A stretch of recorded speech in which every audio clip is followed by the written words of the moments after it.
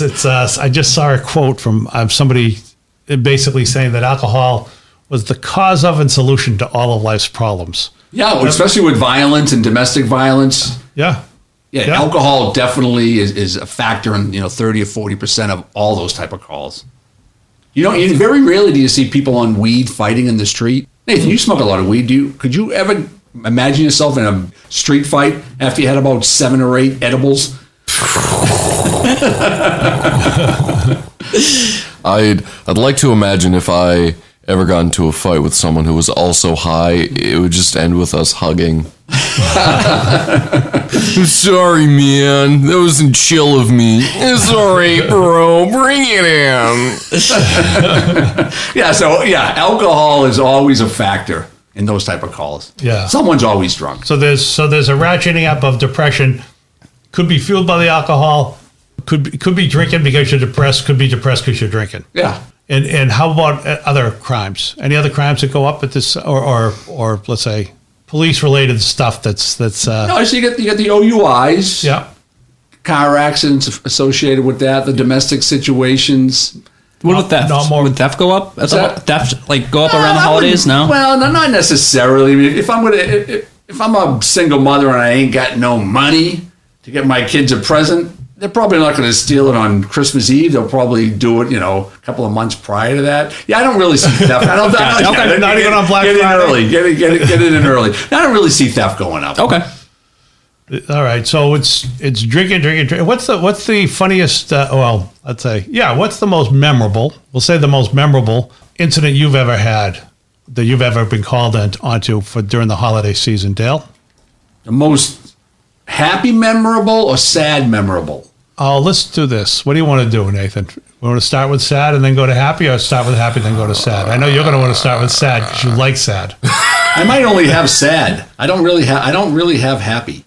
I'm trying to think of happy. You don't have a happy Christmas memory from the job? Well, I can tell you one story that we went to. We went to a call. Actually, it was a couple of days before Christmas, and there was a single mother with like 3 or 4 kids, and the kids were crying, and we went to the house because the neighbors called, and we went in there, and there was no presents. So the police department, the union within the police department, got a bunch of guys together, and we probably got $1,000 we took out of the union, and we bought all the kids presents. That's nice. A couple of days before. It was a couple of days before Christmas, and by Christmas Eve, we brought them to the house. And like I said, 4 kids, ages 3 to 7 or 8, and they all got about 8 or 10 presents. That's nice. That's nice. On the police department. I'm not surprised. I mean, cops. We'll say one nice thing. That was, I had to click that out of my memory. Yeah. We'll say this about cops. We got to say one nice thing before we let Nathan talk again and say something rotten. But cops do a lot of nice things. Cops do a lot of things like this that don't get a lot of publicity. I've had a couple cases. I teach in Lawrence, and I've called Lawrence cops and said, hey, can we get this? I got a kid who needs this. I need a kid who gets this. And they respond, I see them at fundraisers. They always respond to fellow officers who have a cause or a need. You always see them out supporting them. So give cops credit for that. I worked in the schools, Dave, for 2 years, and I used to spend $5 a day. That's when lunches were like $1.50. I'd spend $5 a day buying kids lunches who didn't have any money on them. Really? Yep. Then after a while, the lunch lady noticed it. Yeah. And then she'd say, hey, if you got any kids that come up to you for money, you just send them to my line and I'll give them a lunch for free. That's so nice. There was like 3 or 4 kids like that almost every day. Yeah, that was a hungry kids at school, man. That's. Yeah. I mean, I know it's something schools are addressing, and they don't get enough credit for it. But so cops do a lot of. I've seen many a cop buy kids presents, buy them a dinner or a Burger King or something like that. Let me ask you this, because I know you. So leave us alone, all right, Nathan? You told that story. You told that story, and I know what Cody's thinking. I know what Cody's thinking is. So afterwards, dinner on you? Oh yeah, absolutely. Sure. I was just thinking about how if you were doing that at my high school, I would have totally taken advantage of you, or I would have tried. You would have got a couple of bucks a day. So for the weekend, you had $10 to buy a dime bag. No, that's exactly what I did. So my mom would give me lunch money. I would steal lunch, save the money so I could buy weed after school. Yeah. No, I was a scumbag. Yeah. Yeah. No, I kind of knew the kids who were like potheads and would ask me for a few bucks, and after a while, I'd be like, hey, brother, I ain't supporting your drug habit. Yeah. And then I would know the kids who came from hard homes where they literally, their parents didn't give them $2. Doesn't that a lot of that overlap though? I would think. I mean, I'm just thinking back to my high school. It can overlap that the parents have drug issues and the kids don't. Or it can overlap that, the parents and the kids do, and the kid spends all his money on weed. Now he's got the munchies come noontime, and he comes to the cop for $2 so he can get some chips and a slice of pizza. Yeah.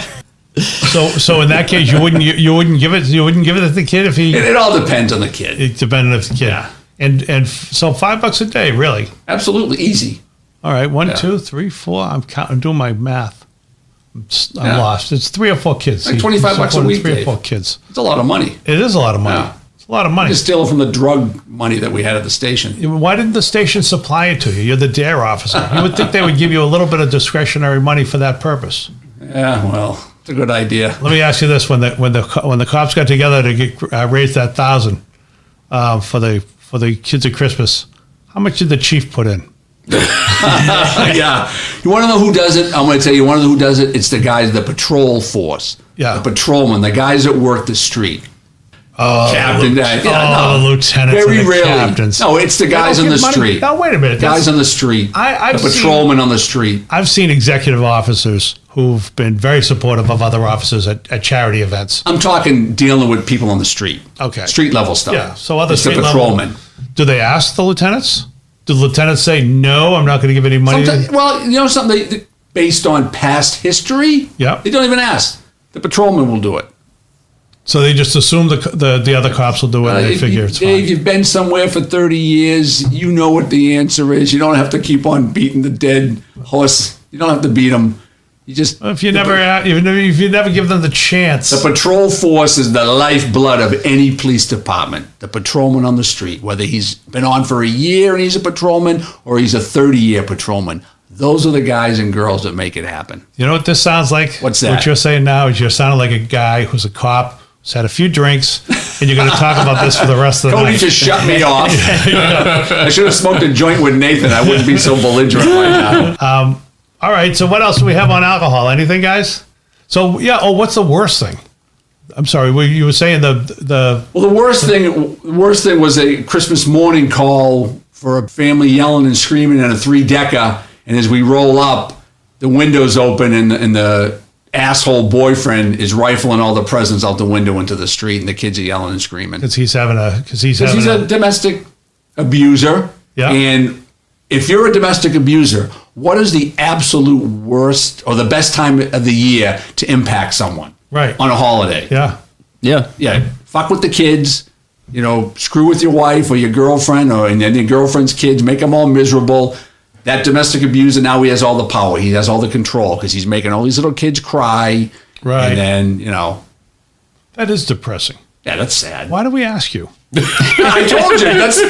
Let's leave it on a good note with the good stuff. Oh yeah, we should have. All right, one of you got to save us with a decent, happy, friendly story. I got a question. Oh, good. So have you ever found someone that was drunk? You were like resistant to let them into your cop car because you thought they might throw up, or just like excellent point. like something like that. I've never not had someone in the car because I thought they were going to throw up. Usually when Gotcha. people they've thrown up in the car. Okay. And it's kind of nasty, but there's a screen where you put them. You put them in the back seat, and most back seats in cruises are all plastic now. There's no cushion seats. They're all plastic. You know why? And you can wash them out with a hose. Okay, gotcha. We don't do it. We have a trauma clean That was my that charges $500 an hour to come in there and clean it. Wow. And we just take kickbacks. They charge $500 an hour for that. Absolutely. Wow. Someone throws up in a cell. Someone pisses in a cell. Someone bleeds in the back of a cruiser. They got to come with some special chemicals to kill all the diseases. Right. Oh, that's a huge, very lucrative business. That's trauma clean. I remembered the first time I Big saw money. the first time I saw it, I think that's the name of the company around. Yeah, there is a here. trauma clean. Yeah, and I remember the first time I saw it, I thought, what a horrible job. It's a horrible job I bet because it you pays- also go to death scenes. Yeah. Yeah. Yeah. Puking in the back of the cruiser is nothing for them. Right. They spray it down, they wash it out with a hose, they dry it, they clean it up a little bit, throw a little spritzer, make it smell good, Yep. send your bill for $500, they're gone in an hour. Yeah. In contrast to that, You know, someone's been dead in their house for a month in the middle of July. Not a good sight. Right. You couldn't pay me enough to go in there. And for when they do a crime scene, they're doing. If they do a crime scene, a lot of times they're not cleaning it up until They're doing it weeks later. Well, no, after the crime scene has been, the state police have cleared the scene. Okay, Could be so a couple of days. Couple days. Could be, yeah. All right. So not quite as bad as I had envisioned it, but No, some of them are bad, brother. I would think the worst would be a cat lady. When a cat lady dies, must be horrible. Yeah, that's got to be brutal. Yeah. Yeah. I mean, for the cats, it sounds pretty nice. No, I was in a Eventually cat lady death house before. She was a Okay. cat lady and a hoarder. Question. Okay, I know who you're talking about. Yeah. I heard someone say that if you are dead for like 24 hours in your house and you have cats, they'll start eating you. Did they start eating her? Absolutely, and yes. Oh, gotcha. Yeah. That's why I say it's not bad. It's not bad for the cats. That's why it's good to They have a got dog. dinner. Dogs are more civilized. first of Eventually, all. that food source will be gone. This is. I thought we were going to start on a. Sorry, I went dark. High note. You did. You have anything else for him? Anything else no. that can save this? No. I mean, this is. The Dude, most, we didn't say that Cody's heading down to Texas to be a comedian. Right? Yeah, leaving for Texas. Austin, Texas. That's the funny thing. Okay, I got something sweet. Okay, this was very nice. So my last day of work was yesterday at the liquor store, and I had a bunch of alcoholics that would come in just to say goodbye to me, just to say goodbye. It was very sweet. It was. And then afterwards they said, we looked at the security video and they all. My last day at work, about 13 of the girls from the local strip club came to say goodbye to me. Yeah. The funny thing about it is that my wife was at the going away party. Sounds like that beats toothless alcoholics coming to see you then. Usually. Oh, you don't know the girls at the strip club that he knows. They were toothless alcoholics. All right. On that happy note, we were almost there with the toothless alcoholics coming to visit you, but then the story about the strippers just ruined it. Actually, that's not a bad story. It's a good stripper story. It's a good Nathan, story. You have a good story for us to end up, or we should stop. Alcohol story? Alcohol On a positive story? note. Positive note. A positive note. Oh boy. Going back to my drunk ex-girlfriend in the bathroom. Eventually, a bunch of her friends entered the bathroom and they were like, "Oh my God, are you okay? What's wrong?" And kicked me out, and I got to go back to my nap on this stranger's couch. So I say that was a pretty good ending for me. The worst thing you have to do is to deal with a drunk. It's brutal. Yeah. They're always crying and slobbering, and if she was really drunk, she might have pissed herself. So let's end on that note, Dave. Yeah. Well, how about this? We'll do this. I've looked this up as we were talking. We'll wrap up with this: a public safety message for all. Alcohol still accounts for over 40% of all violent crimes committed. Also, driving drunk is a bad idea. The most traveled holiday period of the year is Thanksgiving weekend, and DUI arrests are at their highest between Thanksgiving and the end of New Year's weekend. So don't ruin your life. And don't drink and drive, baby. Beautiful. Don't do it. And that's been it from Inside the Line, Real Stories by Real Cops. And be sure to email us at realstoriesbyrealcops@gmail.com or check out our website at insidetheline.org. Thank you to Cody Green. Thank you to Nathan Arroyo. Dale Lawrence, as always, it's great to see you. I'm Dave Rattigan, and we'll see you next episode.